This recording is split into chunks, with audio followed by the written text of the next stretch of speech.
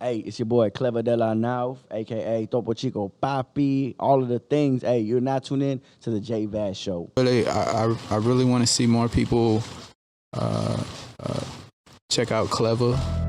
Clever. Clever's really good. Hey. Uncle Time Network.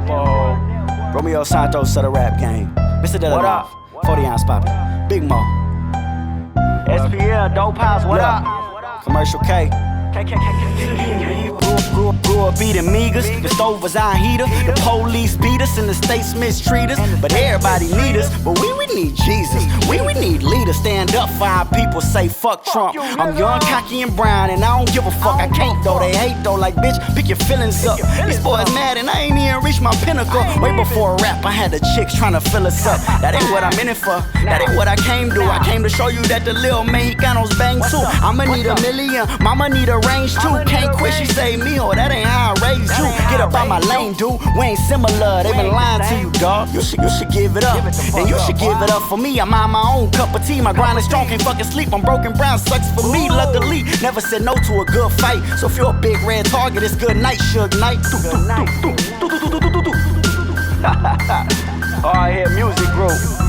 Kleva De La Nawf, HH4L. What up, Paul? What up to my boy D? Hey, that boy just came through the studio, dropping racks, fucking bikes. What up, real? Scotty O. Hey, Nawf Sides. What up, Coast? Hey, what's up, Two-Raw, dog? Called me out, so I had to come wreck your bitch ass. What's up, dog? You get on. You say I gotta wreck you. Yeah, maybe bring out these bars, dog. I see you though, boy. Hey, Hopper, what's good, dog? I see you, my dude. Nawf Sides.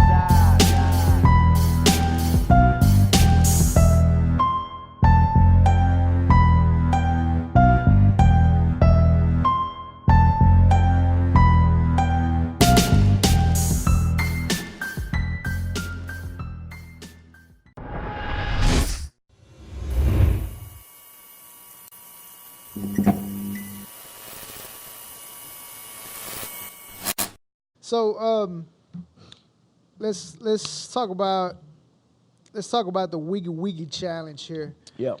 Obviously, if you don't know, now you're about to find out. You were the winner of the Wiggy Wiggy challenge. Shout outs. So I was watching. Obviously it was like 3 or 4 of y'all that I fuck with that I was showing support on there. And then I was just watching everybody's, I guess reaction to not winning and things like that. Do you feel like the fact that you said fuck Trump helped you win this challenge? That's funny because 2 hours making fun of me. Like, no, you said Yes, fuck Trump. Somebody else said fuck Trump. My boy Weirdo Country, who's another one of the contestants. He's the only one that I didn't know personally prior to. I met him like the day that they announced the winner because we had a podcast. We did a radio interview that night. It was like Queens Radio. I can't remember the name of like the actual. You're gonna be pissed off at me. I'm gonna think of it. But we had a radio interview, so they invited all of the artists. 2 of them didn't show up because they had issues with each other, and then 2 of them did show up. So that's where I met Weirdo. But he said fuck Trump too. So that's not why.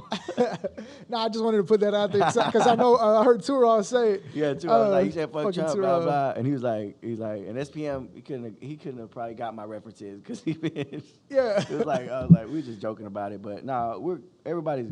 I'm cool with everybody, and I met Weirdo Country later, but I knew Mark the Protege. I was actually with him last night at Slow Life Studio. Two-Raw and my homie, we came up from like doing fucking open mics at like Zona Latina on the northwest side. Shout out the Princess and her mom Debbie because they used to put that shit together. That's throwback as fuck. Yeah. That's where I met a lot of people. Like that was the first time like Garza was like, "Oh yeah, you doing your thing, bro," and I was like, fucking 14, like jizz my pants, like, "Oh, Garza told me I was doing tight."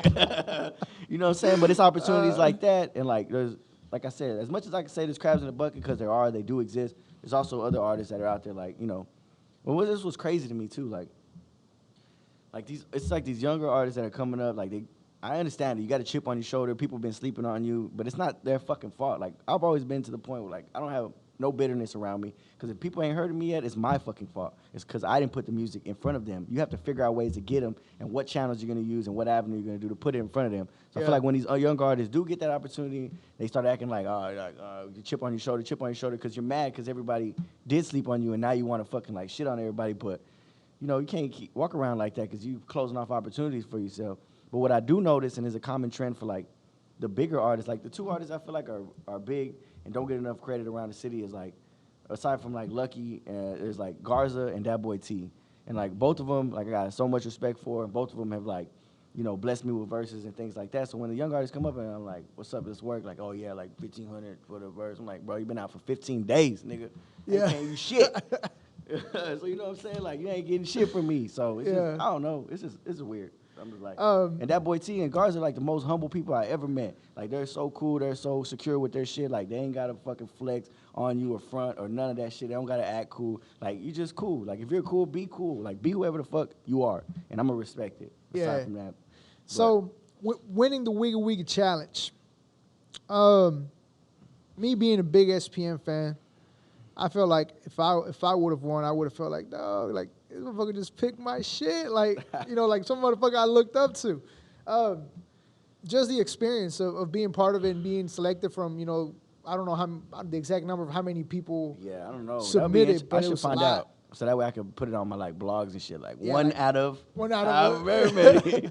So like I graduated one out of whatever. So talk to us about that experience of being the chosen one, so to speak. That shit was tight because it played out completely differently than what I thought. But I told myself, like, I'm going to do this. I'm going to do this all the way. This was, like, the first opportunity for me as an independent artist to, like, still show motherfuckers that, like, I'm still here and I'm still relevant and I still need to be in the fucking conversation when it comes to, like, you know, young Latino artists that are doing their thing or just young artists in general that are doing their thing in the city, in the state, and, you know, further and beyond. So I was like, I took it seriously as hell, and I know Tura had made a comment, he's fucking making fun of me because all he does is troll me, and we troll each other on social media. He's like, damn, hurry up and drop the song. You're like building it up like it's an album and shit. But that's how I want to treat everything that I drop. I want to treat everything like it's an album. Like everything that I do drop is fucking hella important to me. Because if I don't treat it like that, then people are not going to treat it like that. Yeah. Like if I don't treat my shit like it's high quality and this is some shit that you got to have, then who the fuck else is going to treat it like that? Like if I come, it's like, oh, here's a freestyle, whatever. I recorded from my phone. And I'm like, blah, blah, blah. If I didn't put no fucking effort into it, people are going to see that. And they're not going to put no effort into it. They're like, whatever. That's just a dime a dozen. It's a dime a dozen. Like what's going to separate you from another podcast where people like are like sitting in the room and like, just doing, you gotta find a way to like increase your quality and separate yourself. Yeah. So everything has to be, like an album. And that's one of the takeaways like that I took away from Jess and Dave. Like they weren't just putting out shit. It was a strategic plan behind it, and we had to figure out what it was gonna be and then do it and execute it. And everything worked like to a T. And so the fact that I wanted after that, I was like, thank you. Like, cause if I would have been super pissed, I put all this work behind it, you know, even put out the music videos, did the artwork, had like all these other crazy marketing ideas and shit like that. Like, and straight up, that's what set you apart. Because I was, you know, like I said, I was keeping up with everybody's, you know, challenge, so to speak. Yeah. And then, like you said, you see somebody just freestyling on their cell phone, and then here comes it's not a fucking freestyle on your cell phone, it's a fucking music video. Yeah. It's completely different than what was expected. Yeah, and it was minimal effort in that sense too, because I was like, I shot it on one of my homies' phones. Like I found like the newest iPhone, like, cause I got an 8, shit. So I got like, who got the 11 or a 10 or somebody got a better camera around this bitch? Give me your phone, record that whole, Dropbox it to me, and then I'm gonna edit it. So it's like, you know, it was just something that took like an extra couple hours, but you know, it shows, cause and people like that you put in that effort. But to go back to your question, like for that, when I was a kid, SPM was like, I think I caught the second wave of like that dope house. So, like, it was like I got to Lucky first, and then I worked backwards. Like, I got Lucky, and then I worked, like, I forget what album it was. Like, Lucky has, like, the fucking Gucci hat on and, like, a Gucci, like, it was like when people used to put Gucci on their forces, like the Nike check and shit. Yeah. It was, I don't know what the hell he had on. He had, like, a Gucci unit or some shit. Oh, you already know. You already know. Yeah. That from front to back, one of the greatest albums. So, Lucky, if you ever hear this, know that shit is jamming. But that was where I kind of, like, found out about the dope house shit and then kind of moved backwards and then went to listen to SPM. So I would say I got on a little bit late. Like I had to already be like in high school by the time I started listening to SPM. But then just the impact that SPM has in Texas, in the United States in general. Like between him and Frost, like I don't know anybody that has ever done it as big, and which is also upsetting because had there been that opportunity to like grow and flourish, then I feel like everything would have been completely different right now. We would have been somewhere completely different right now. So let me ask you this. The performance, it was packed out there. How do you feel about the performance? I loved it. I enjoyed it. I was glad we were on that big-ass stage because they had 2 stages. There was another little one in the back, and then they put us on that big-ass stage. I was like, bet. It was hot as fuck, though. It was hot as fuck out there. It was hot as fuck, but no, it was dope. Like, I enjoyed it. Shout out Jessica Jean, Infamous Text, 979 The Box, Hustletown Network. Hashtag shout out Young Easy, even though I was mad at Young Easy. I don't know Young Easy personally. Hashtag no free promos. I was mad at Young Easy because when TP, who was also my homie, dropped his video, Young Easy was like, I was reading comments, he's like, oh, this the most creative shit I seen. Nigga shot a whole video. I'm like, bruh, I shot a fucking video first, nigga. What about me, motherfucker? You just gonna ignore me? So I was pissed off about that. Nah, I was like, fuck, what the fuck? I'm DMing you, hey, Easy, bro. You didn't see my video? Hey, my video came out first, bro. Hey, wait, hold on. I'm like, all right, whatever. So, obviously we know you as an artist. We know you out here doing your thing, entrepreneur. And one thing that caught my attention is the involvement that you have with the community. So we saw you were helping, giving back to the community. You actually giving back computers. Mm-hmm. Is this something you're involved with? How did you get started to being involved with this? Mm-hmm. And how often do you guys do this? So I've been working with nonprofits since like college. So the fraternity that I had joined when I was in college is like a community service focus. Like it's still like a normal fraternity. They do normal stupid shit, but at the same time, it's community service based, and that was something that attracted me to like the organization in general. It's mostly like predominantly young Latinos that are in college. And when I got to college, like it was a culture shock for me. I got to University of Texas at Austin, and I saw so many white people around there, and I was like, I'm never gonna graduate from this damn school because I don't see anybody around here that looks like me. There's no way in fucking hell. And this was like in 2010. I was like 18. So then I met like all these people that did look like me, and they were from all around Texas, like Dallas, El Paso.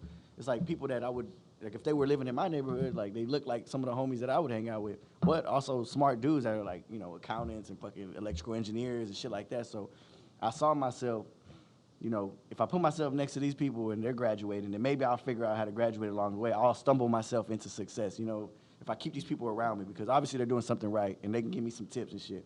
So when I joined for that reason, but amongst that I found like, doing community service, and those are the things, and found some of the things that I was passionate about. And obviously you do community service and you're like, so one day you go fucking pick up some trash or go fucking play with some dogs, stupid shit like that. And I'm like, that shit is not enticing. That shit does not make me feel good. This is stupid shit. I do not want to pick up trash. You need to have these motherfuckers from Harris County go pick that trash up. Or give some of these homeless people jobs and pay them $8 an hour or $6 an hour. Let them pick this fucking trash up.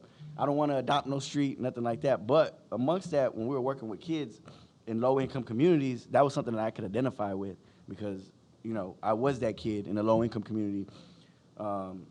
And that's where I grew up at. So if it hadn't been for the resources that people had offered me, for the mentorship, for the, all of the things that were offered to me as a young kid, if I didn't have those opportunities and people didn't come and reach out a hand, then I wouldn't have made it to the next level of my life and the next level and the next level, or I don't know where the fuck I'd be.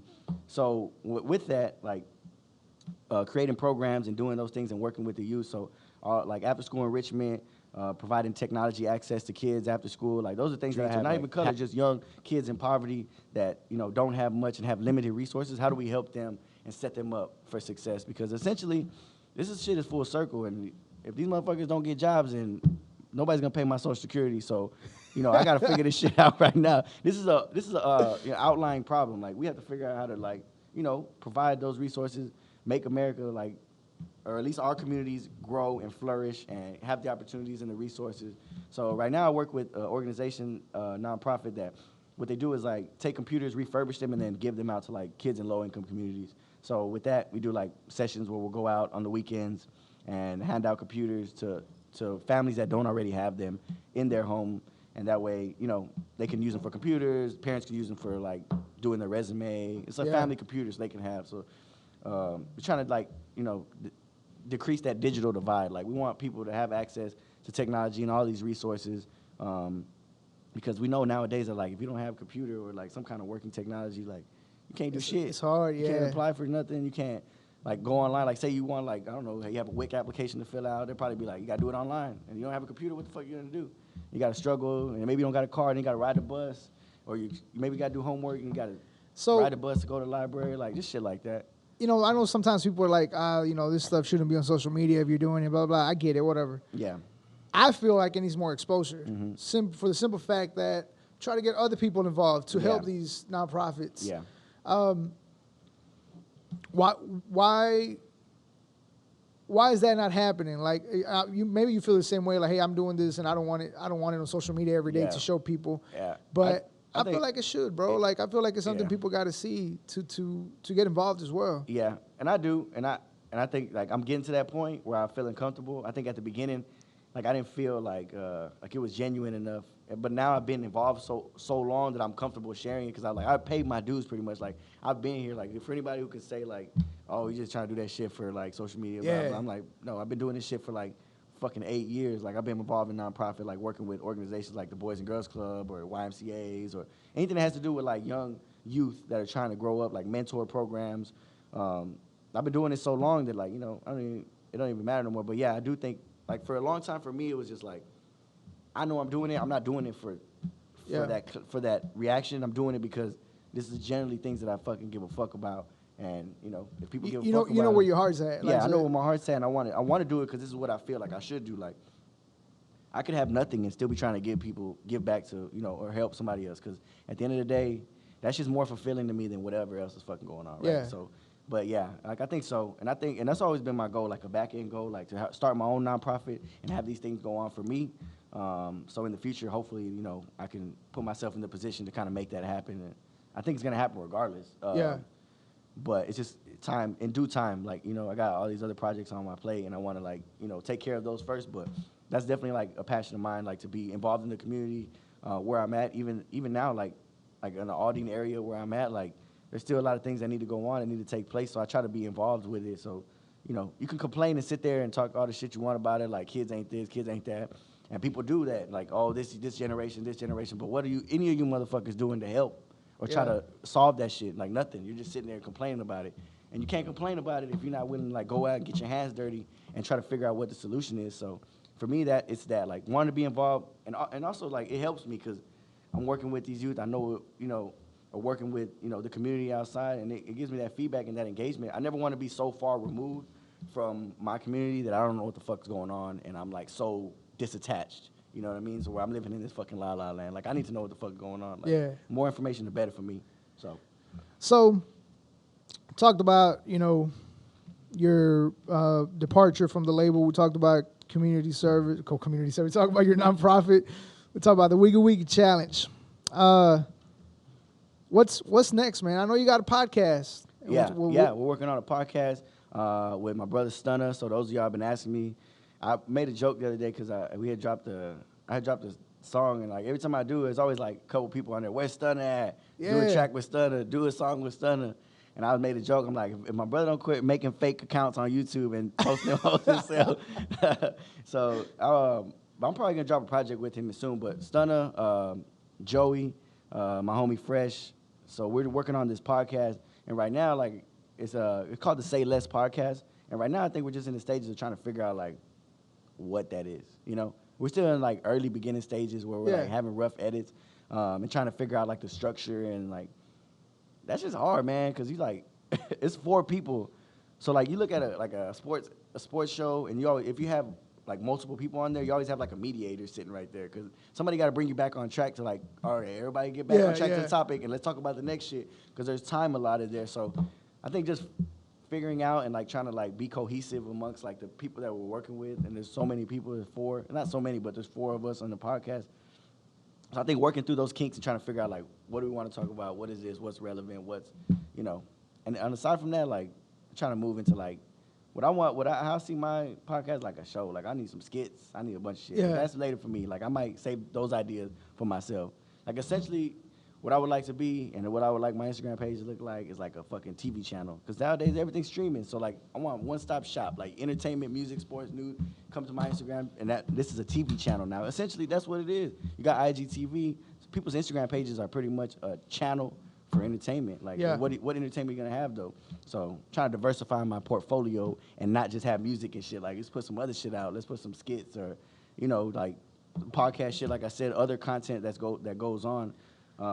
So yeah, we're working on that podcast. Say Less then I got other- podcast. Say Less podcast. I Yeah, got you guys do have an Instagram account. yes, Say What's- Less. I don't know it, but you'll plug it. It'll be on. It'll be on the I screen. know it. It'll be on there. We'll look it up on Instagram. Yeah.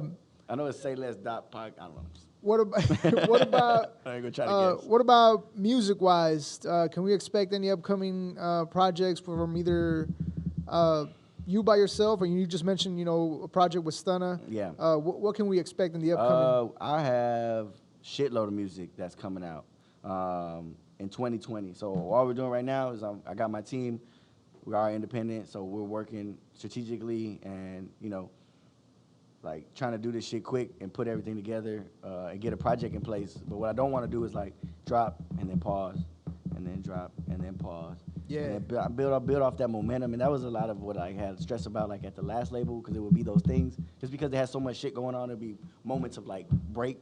And I'm like, shit, we got right now, this is an opportunity. We got to like take advantage of this shit. Let's kick them while they're on the ground. Like, let's fucking go. So that's what I'm trying to strategically do. Like, once it starts rolling, I don't want it to stop. Like, I want it to keep snowballing and like plug all my opportunities in. Like the podcast right now, it's like in the back works, like it's like on priority list, but like it'll come back around and like everything will get plugged in and kind of make its way to the light. But yeah, definitely a project. I'm working with my boy Slow Life, and he's producing a project.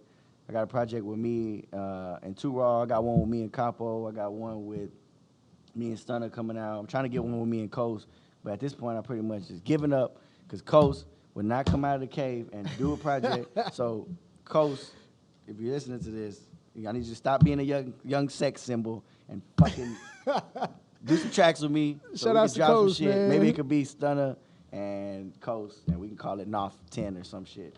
Yeah, shout outs to Coast, man. That's motherfucking H-Town North Side legend, Nawf Side legend. Yeah, now he's a young sex symbol. I'm telling you. Hey, he got me on that keto diet. We're over here trying to do it too. So shit, man. Any last plugins, man? Before we let you go, any last things we might have missed? Yeah, shout out Hardhead, shout out North Side, South Side, East Side, West Side, Houston, Texas in general. Shout out all the small towns around. We are definitely going to start hitting the small towns and going on little mini tours and things like that. So, you know, if you see us out, holler at us. Kleva De La Nawf, Topo Chico Papi, 40 Ounce Papi, Guapo Guapo, Guapizi, Romeo Santos. You know what it is. It's all North Side shit. So, yeah, I mean, look out for us. We're moving around. I'm going to have young artists coming soon. So just stay with the label, stay with the brand. We're building, we're growing, we're working. Shout out to everybody that's been with us up to this point, and shout out to everybody that's just kind of, you know, figuring it out and kind of getting with us now. So, yeah, Sure, shout out sure. JVaz and the JVaz show as well. Alrighty, man. We appreciate your time, bro. We appreciate you man. making time Appreciate for you. us. And hopefully we can bring you on later on. And you know, by that time, we got Say Less podcast rolling and everything going for y'all. And once again, we appreciate your time, Yeah, bro. For sure, dog. Appreciate it.